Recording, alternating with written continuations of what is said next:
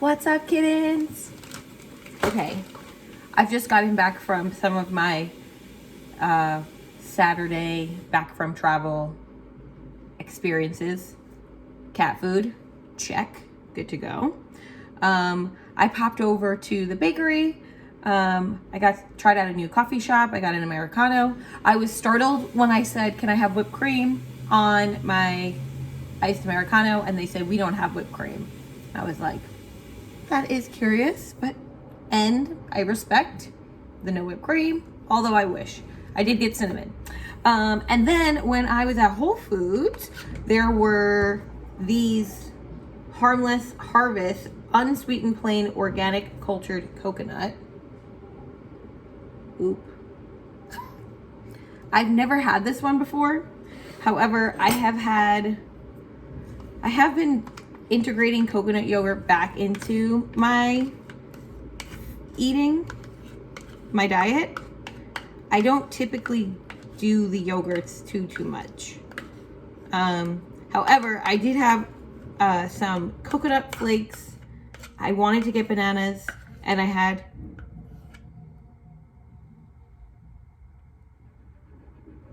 suddenly there was just like rock music playing in my reality. That was interesting. Nevertheless, I also had some frozen fruit from the Whole Foods brand as well. So I'm going to do the yogurt, cinnamon, Trader Joe's. I do not have any of my fancy mixed nuts left. I did eat them on my trip, so I have to go to Trader Joe's still. These are just strawberries, blueberries, and blackberries. I'm just trying to get the blueberries.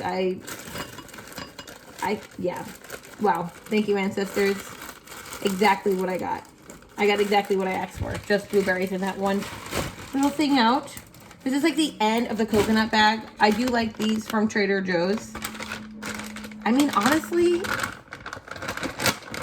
one could survive off of Trader Joe's alone. That's my opinion. I mean, they even have like a little mini Costco going on. Like, they are a miniature. Okay. What do you think about this?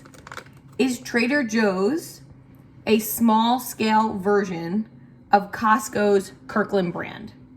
So like how Whole Foods has the 360. Oh, it could even be like the 365. I think they have one. Brooklyn. What is Barclays in Brooklyn? They have a 365 there where it's just I think it's just the Whole Foods brand, 365. So, question. Is Trader Joe's the smaller scale Kirkland brand style convenience of Costco? I want to know.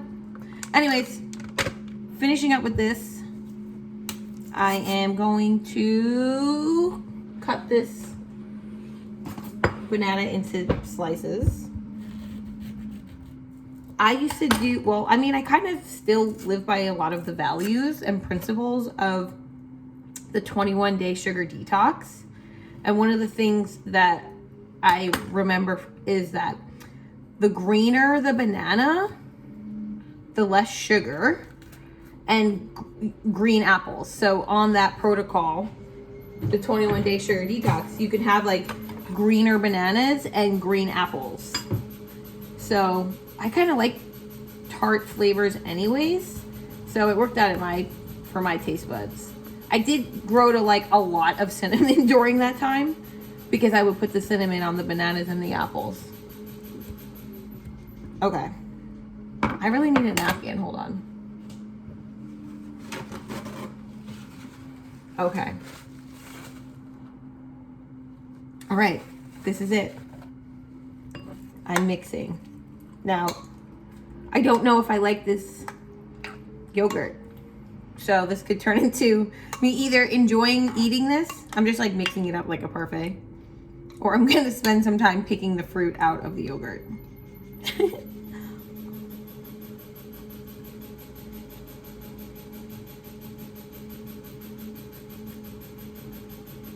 okay. Whatever I just experienced, I would say would be good for like, definitely would be a good consistency for like a protein smoothie.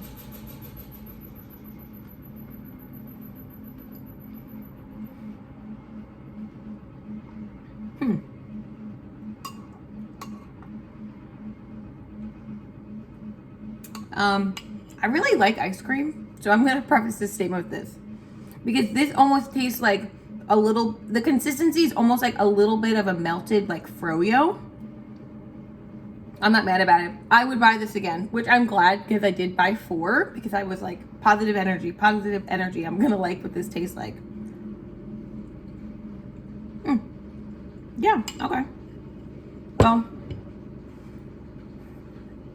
that's all I wanted to do. I'm gonna watch on YouTube. I have some work to do. And then off to the next place of adventure.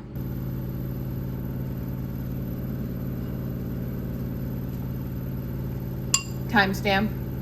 Almost done eating my coconut yogurt parfait. And I thought of this. I want to have a podcast.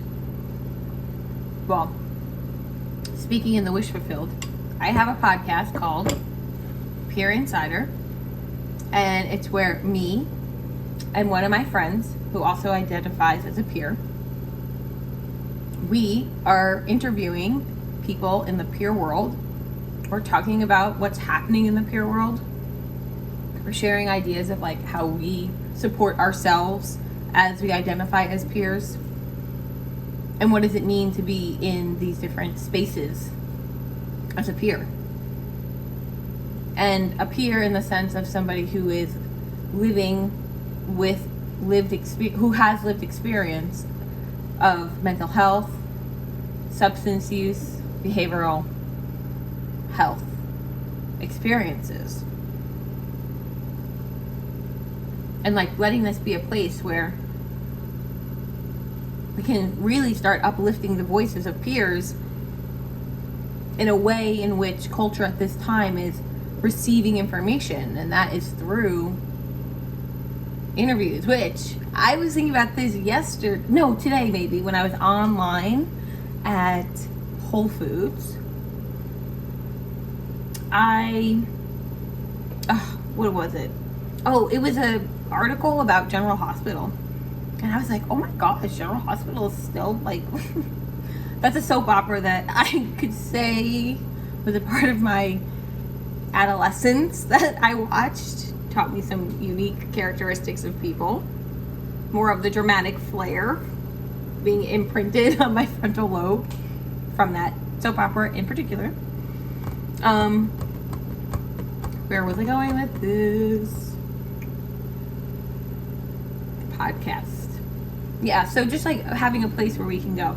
So I just thought in my head of this edition of, I want to have this podcast be supported by thorough research.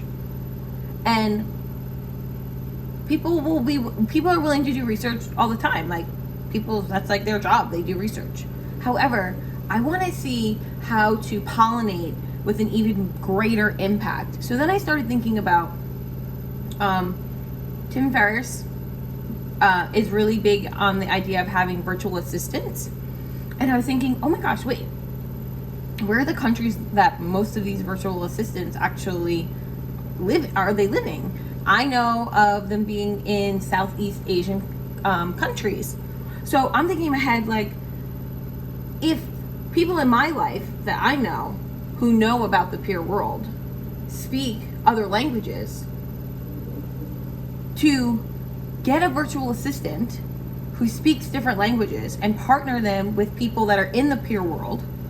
So then that way, as they're supporting with the peer research, they're able to communicate in their their preferred language, whether it's the language of that country or in English, and have that support with somebody who knows mental health, who knows the peer world, and speaks that language. So then that way, that person who's there doing the research is going to be having more of context of what that means. And then if the pollination effect is accurate, it's like, okay, now that person might start talking to somebody, like maybe they start seeing themselves in some of the research, some of the ways that the concepts are described, and then they have the support, like a peer supporter, to say, oh, that's what this means, or this is something similar in this way of communication in their language, or concepts, or social norms, or whatever term embodies that person can relate with that lived experience, and has a better base knowledge of the cultural practices and how that can relate to these different peer experiences. So I'm thinking about it because I think that would be really cool. And then it's like we're having the support of giving people the experience to, I mean, if they want, I don't know. Do they want to learn English, or is it just like, this is the job that pays the best? I don't know. The point of the matter is the consideration of the global impact of the peer movement, of being able to have these people anchored, getting paid to learn about peer support. They're getting paid to learn about peer support because they're doing the research for peer support. And then they have a person there who speaks their preferred language, who is almost like a dictionary, thesaurus, encyclopedia available for synonyms to bridge that gap of knowledge, and then be able to have it at the same time, language acquisition of that person, learning what does it mean to see that in English, and then, oh, this resonates, and now I know this is the language. I mean, this is the word, this is the term, this is what this means in both languages. And then may that spark the conversation within their own peer communities, and not saying that that's what people call their groups. I'm just using that for the context of keeping my mind in the consecutive order of this idea of this pollination. Yeah. And then if they start talking to people in their communities, in their groups, whoever, reading different maybe they see something on there about parenting, right? Parenting as a peer. And they're seeing that they're having similar experiences. They might see that there might be a mirror or reflection going on. And maybe there's a tool in there that they start doing. Maybe it's just inhale, exhale. 1. Inhale, exhale. 2. Inhale, exhale. 3. Then engage. You know, like even if it's just that pause between stimulus and response, it's creating that space for somebody to be able to apply some new skills. And if that starts working, and they're learning that, they might want to talk to the other people in their community and say like, hey, I'm trying this. And just maybe have the dialogue start opening up. Something to still consider, to work through. This was fun. I liked doing this kind of like brainstorm. Oh, there's Marsha. Boop. She blends in with the white sheets. It's funny. Okay, anyways, I'm going to finish this parfait. I'm excited to see where this idea manifests to. Stay tuned. Have a great day. Have a great morning. Have a great afternoon. Have a lovely evening wherever you are in the world. Thanks for being here, and I hope to see you soon. Bye.